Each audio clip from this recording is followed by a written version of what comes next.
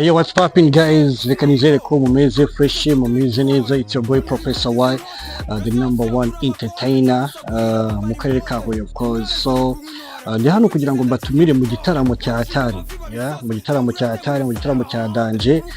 Impamvu mvuze ko ari igitaramo cya Hatari, impamvu mvuze ko ari igitaramo cya Danje nuko ari bwo bwa mbere kigiye kubaho mu karere ka Huye, igitaramo kigiye gusiga andi mateka mu karere ka Huye. Nkuko muri kwibona kuri no post ya fish iri kugaragaza ikigiye kuhappening cyangwa se ikigiye kongera gusiga amateka mu karere ka Huye. Ni igitaramo rero twise Huye ZEO Night, bishatse kuvuga ngo ijoro rya ZEO TRAP mu mujyi wa Huye, mu karere ka Huye. Of course bari gutegura iyi gahunda ni The Dawn Entertainment ku bufatanye na The Prof Entertainment ari mu karere ka Huye.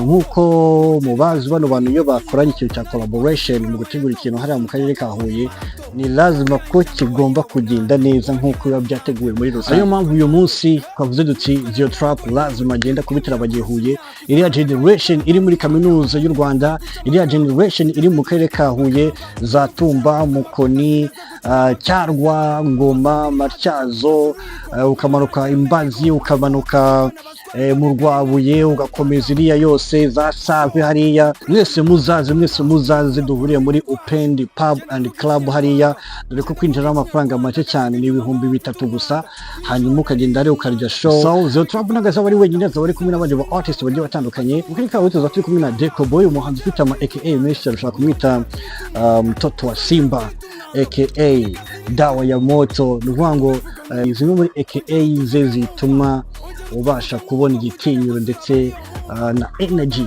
umuhanzi ufite. So siwe wenyine, tuzaba turi kumwe n'abandi bahanzi babiri bakora nk'itsinda aribo bitwa Angel Music, nabo bazaba bari kudukubita performance za Danje ari kuri stage ya Open Pub. Hanyuma umuziki uzaba uri kumixingwa n'aba DJ kabuhariwe hariya, bamaze gufatisha hariya mu karere ka Huye no mu ntara y'Amajyepfo muri rusange, aribo DJ Ian ndetse na DJ West.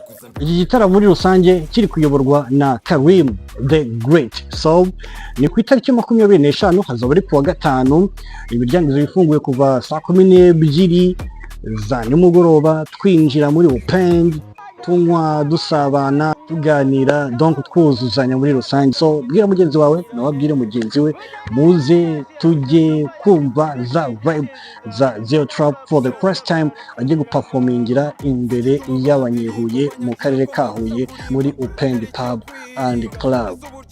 Love you so much guys, duhurire hariya.